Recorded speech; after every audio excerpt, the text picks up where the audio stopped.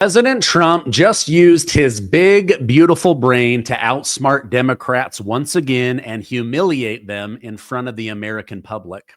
Trump's EPA is about to unwind one of Obama's biggest regulations, and it could unleash $1 trillion in new energy. A Maha doctor and one of Britain's top cardiologists tells Alex Jones President Trump's doctors may be inadvertently slowing his mind down by pumping him full of big pharma drugs he doesn't need based on his recent health report. I'm going to go through all of this. Now, my apologies for releasing this update late today. I went to the Charlie Kirk crime scene again. I had several big aha moments, got a couple of things on camera that I haven't seen elsewhere, and I had the police called on me, and the police asked me to leave campus. So I'll be releasing that video hopefully tomorrow. Thank you guys so much for liking and sharing these videos. Let's jump right in. Starting today with tension in Washington, D.C., House Speaker Mike Johnson warned during a press conference that the U.S. Capitol, that the ongoing government shutdown, which began on the 1st, has now stretched to 14 days and could be one of the longest in history. The stalemate comes after Senate Democrats rejected a Republican-backed 7-week continuing resolution that would have extended federal funding through November 21st. Democrats are pushing back, saying that unless it includes subsidies for Obamacare, they are willing to keep the government closed. Now, Mike Johnson cited former President Barack Obama in 2013 when Obama said, "A clean, no strings attached budget to end the crisis and ensure federal employees are paid is the right thing to do." So Mike Johnson is trying to say, listen, all through Biden, we gave you guys clean resolutions.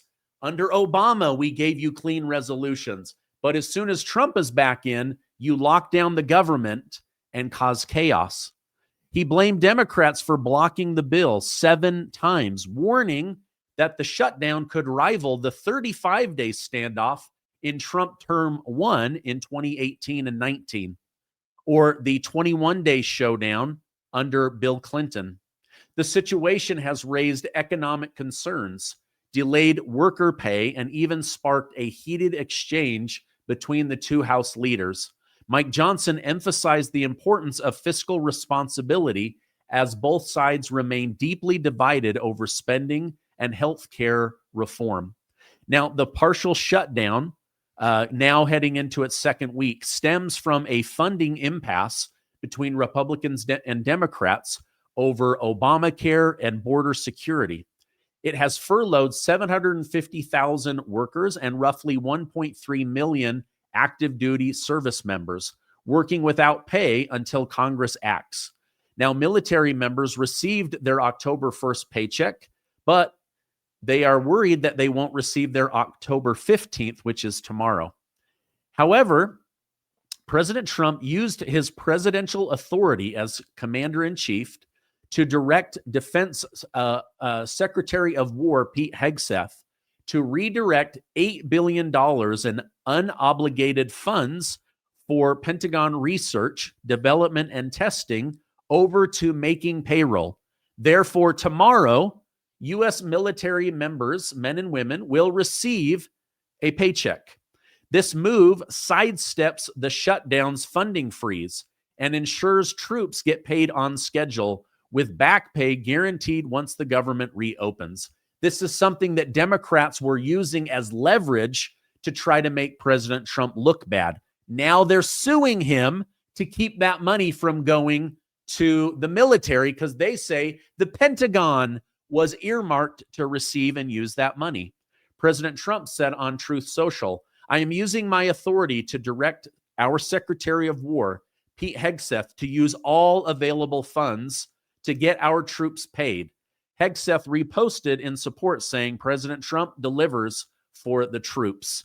So Democrats were trying to make sure that the military wasn't paid in order to twist President Trump's arm, but he was able to cleverly keep it open. Now, what it makes clear in the eyes of the public is how Democrats are using pressure to keep the government shut and try to control President Trump, since they don't have control of the White House, the Senate, or the House. Now, this showdown will continue. However, President Trump has once again showed he cares about men, women, children, and the military. Now, I'll continue to keep you updated on the government shutdown. But just when Democrats thought they had President Trump and MAGA cornered, CNN hits Democrats with an earthquake of bad news. Let me go ahead and share that with you now. Actually represents pretty accurately, mathematically, how the country is divided over the question of the presidency. But if you look at this is what the party pickups would be for congressional districts. Republicans, 5. Missouri, 1. North Carolina, 1. Ohio, 2 or 3. Indiana, 1 or 2. Florida, still discussion down there, but that could be another gold mine for them if they tipped it even further their way. Kansas, 1. New Hampshire, 1. And Nebraska. Democrats, Utah, California, Maryland. Look at this. If you offset California and Texas, Missouri and Utah, North Carolina and Maryland, everything left over is an advantage to the Republicans. And don't forget, the Supreme Court is considering what could really be the end of the Voting Rights Act, which would protect minority groups. So you don't have a state that's half black, for example, that elects only one congressional member and everybody else goes to the Republicans that would represent that population in some ways. So if that is gutted, Democrats could lose 19 seats. This would be a huge amount.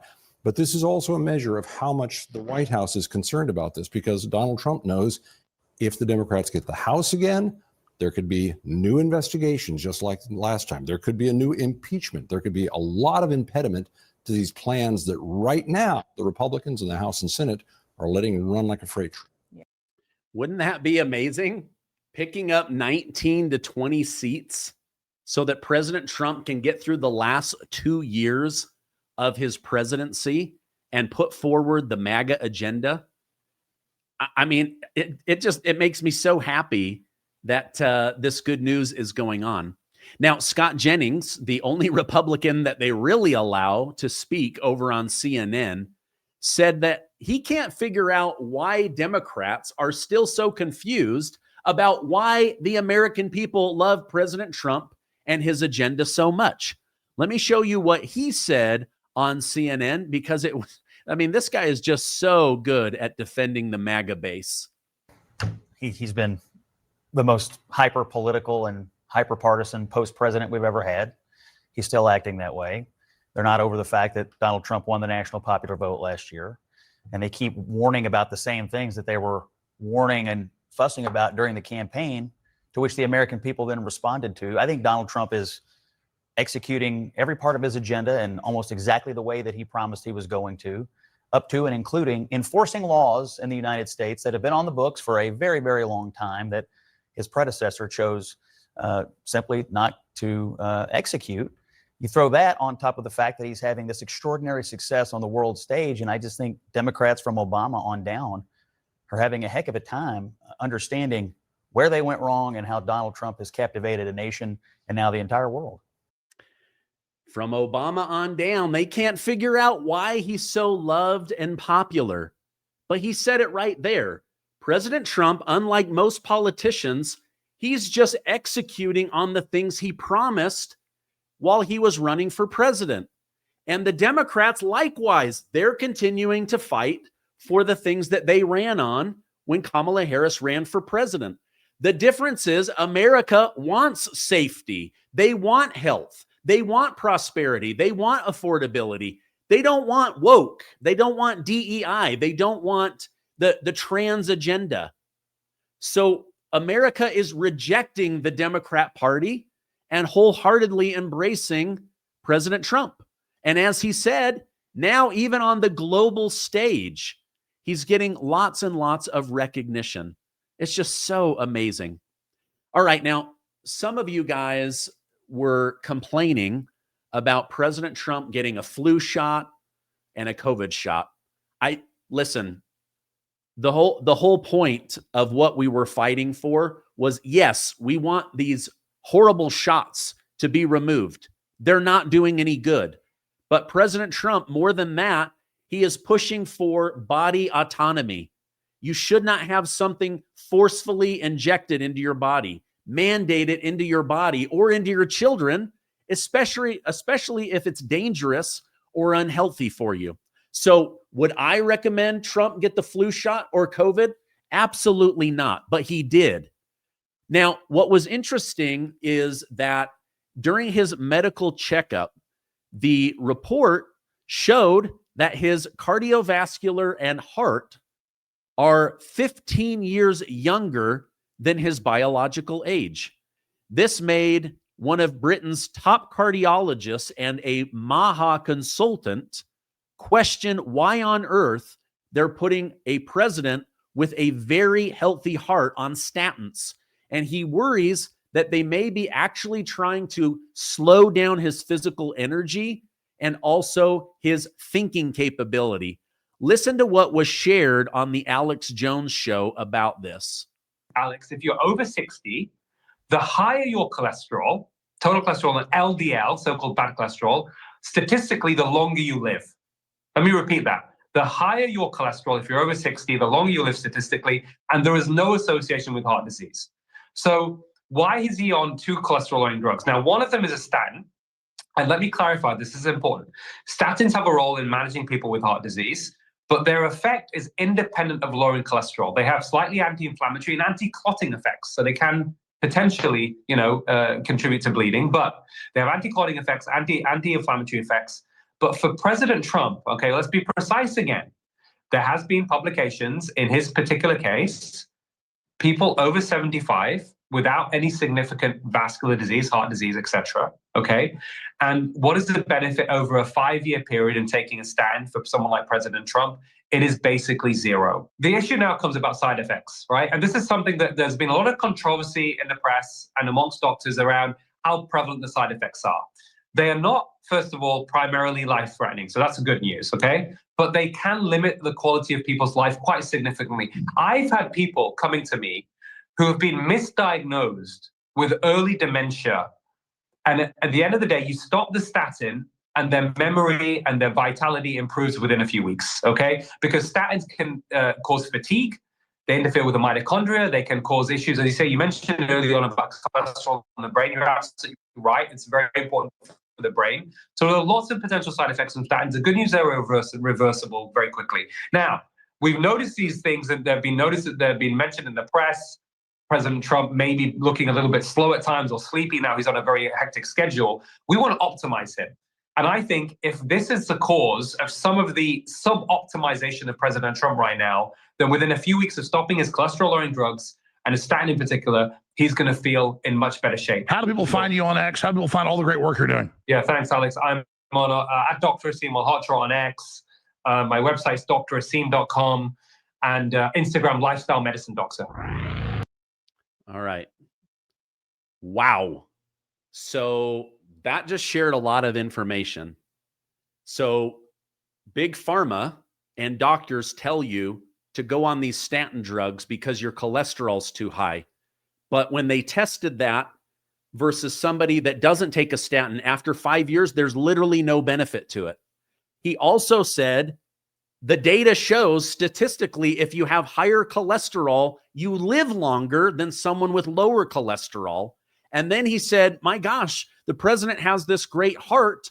Why would he be on 2 cholesterol medications, one of which is proven to mentally slow you down? And in some people, it makes them appear as if they have Alzheimer's. And within a couple of weeks of coming off, their brain, their clear thinking, their brain fog goes away.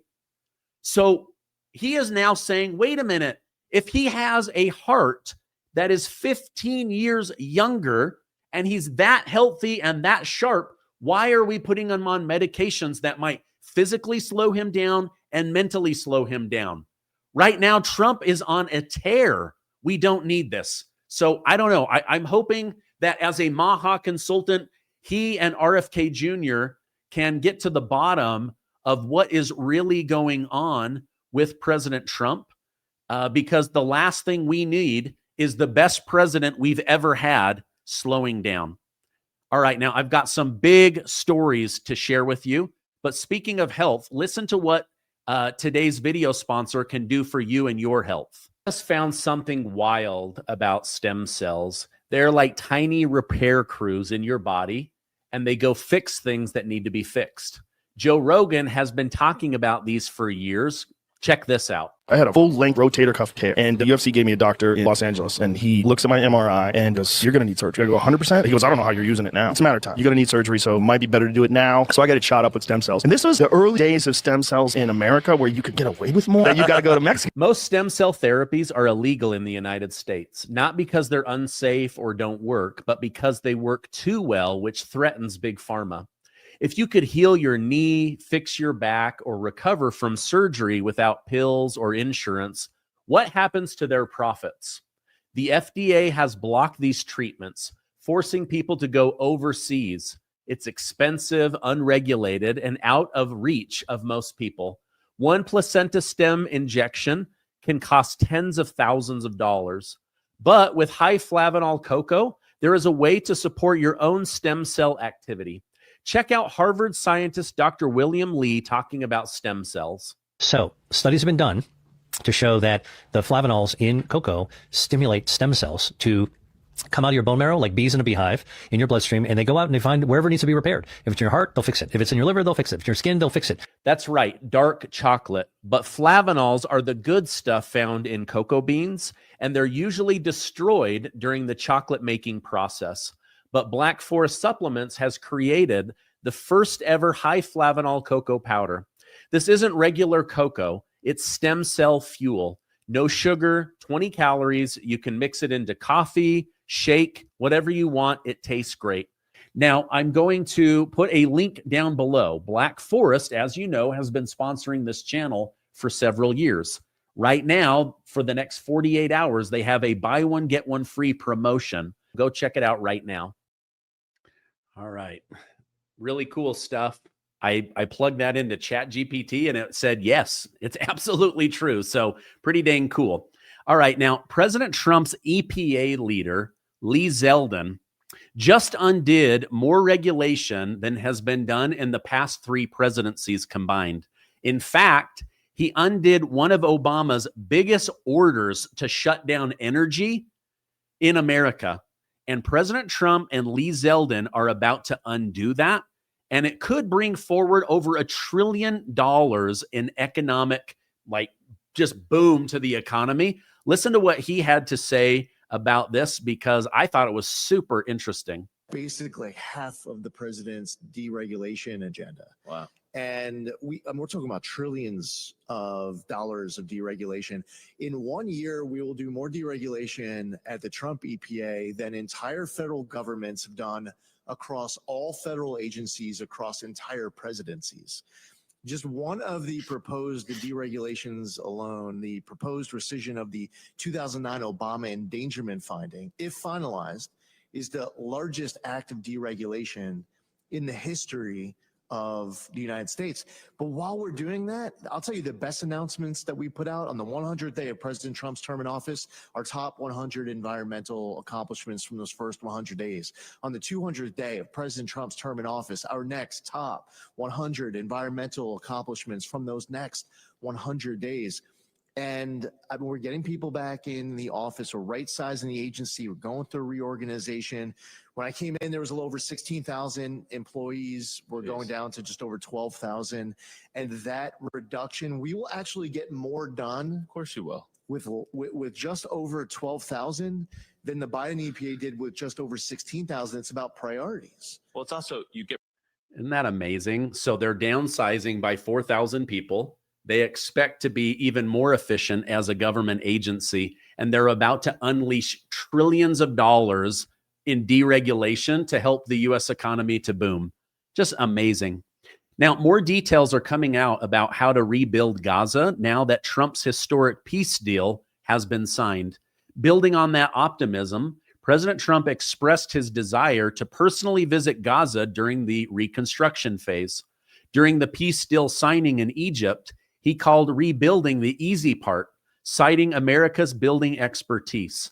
The World Bank estimates Gaza will require $50 billion for reconstruction, with 83% of Gaza City destroyed and more than 60 million tons of rubble. That's basically 30 times as much rubble as they removed after the 9/11. So the UN has announced plans for extensive aid, including more than 2.1 million people and $11 million in emergency relief. Trump's 20-point peace plan centers on investment and job creation, while Egypt is hosting a reconstruction conference with Britain pledging $27 million. Former Prime Minister Tony Blair has proposed forming a Gaza Investment Authority to attract private funding. Now, here's what's really neat about that is President Trump is going to head this committee to rebuild Gaza, but it's not going to be American tax dollars. He wants all of the Arabic and Middle Eastern regions to come together and rebuild Gaza for this Arabic nation. So it's not the American taxpayer that's going to be shouldering this. Now, turning to challenges in the space sector, NASA's Jet Propulsion Laboratory announced yesterday plans to lay off 550 employees, roughly 11% of the NASA workforce. JPL director Dave Gallagher said the layoffs are meant to create a leaner, more focused organization built around core capabilities and fiscal discipline. Gallagher clarified that the layoffs are linked to a July reorganization and have nothing to do with the Schumer shutdown that is going on right now. The White House fiscal year 2026 budget proposal includes significant cuts to scientific programs, adding further strain to the agency. Analysts warn the reduction could disrupt future missions, weaken U.S. space leadership, and highlights how government funding instability affects research progress. So lots going on. Both sides are fighting for those tax dollars to fund their programs. All right, let me know in the comments what you think about all of this.